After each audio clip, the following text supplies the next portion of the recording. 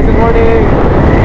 So is today na pupunta tayo ng Our Lady of Manawag Church para mag-confess ang motor natin, the same time ng sarili natin, ano. So yun yung way ng kasi sanay naman tayo mag-handle ng speed. Awa ng Diyos, dala naman ng skills natin, pero at the same time gamitin pa rin natin yung skills natin. And kung tayo mga mote sa daan, no? Gamitin lang natin na maayos yung mga talent natin, mga bata.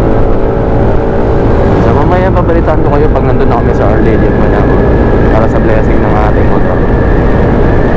Alright, ito na naman, stretch na naman, no? Go, go, go, go, go. Nakaikot na tayo dito sa likod. Ito yata yung pila ng blessing.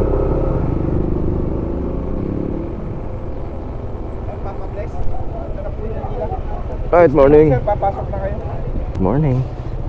Ito may Aerox 155 black. Ayan. Ayan, may P6 dito. Nagkataon, no, kanina na puro scooter na itim. Nakikita ko P6 na black, NMAX na black, saka yung ADV na black.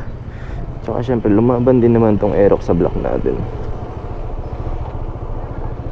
Alright. So mamaya abangan natin sa loob yung yung blessing, na. Punta na tayo doon sa harapan. Sige po, thank you.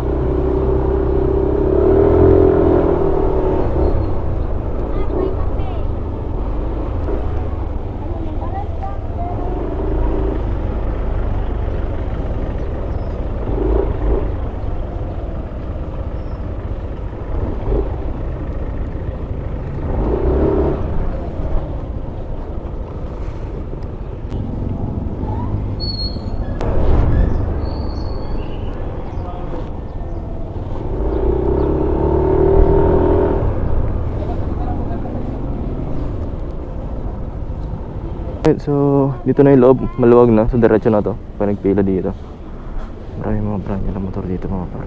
Solid, karamihan branya talaga. At the same time mga nagpapabless, pero it doesn't matter naman kung kung branya o hindi. The blessing ng ating motor. So nakakatuwa na isa siyang tunay na member ng ating family. At the same time, he is welcome under the grace of God. And thank you, Lord, sa blessings na ito. Maraming salamat sa blessings na ipinagkaloob mo sa amin. Ito, sa motor na ito. At the same time, sa protection na ginagawad mo sa amin. Lord, maraming salamat, binigay mo sa amin tong Aerox. Maraming salamat, binigay mo sa amin itong makakasama namin sa pang-service sa bahay, sa leisure, sa work, sa business. Thank you, Lord. The best ka talaga. So dito lang yan sa Our Lady of Manawag. Dito ako nagpa-bless, mga par. Right guys, what is up? So isang full tank, mga par. Di pa ako nagkakarga. Naka 168 kilometers na ako. May 1 bar pa, pero hindi na blinking. Hindi pa siya blinking actually. So mahaba-haba rin pa lang isang full tank na ito. So ngayon is alas 12 na, mga par. Pasalubungin ng May 1, which is my birth month. Dito ako sa Lingayen. Ito, ang daming ganap dito, mga par, kasi may concert dito eh. Daming tao. Pogi.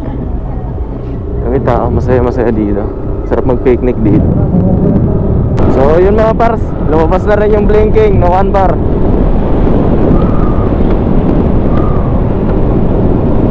So ang odo ngayon is 170.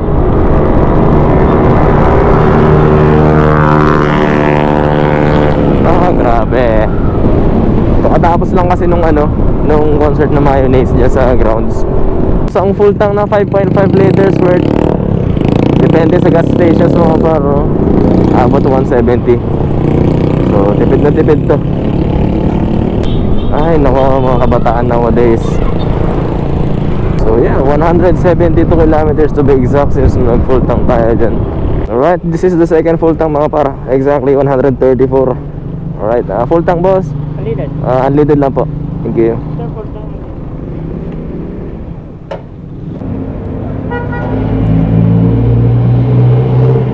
Alright. Ang galing, no? 174. Ang isang full tank worth kulang-kulang 300. So, ito ay may 5.5 liters in total capacity. Pero from 1 bar blinking, makakapagkarga siya ng halos, tingnan natin kung ilang litro pa. Kasi may allowance pa yan eh. Pero huwag na natin paabutin kung hanggang saan. Dahan-dahan, boss. 5 litro. May 0.5 liter na natira. Sige, okay na yan. 306 sa 4.89 liters. Ayan.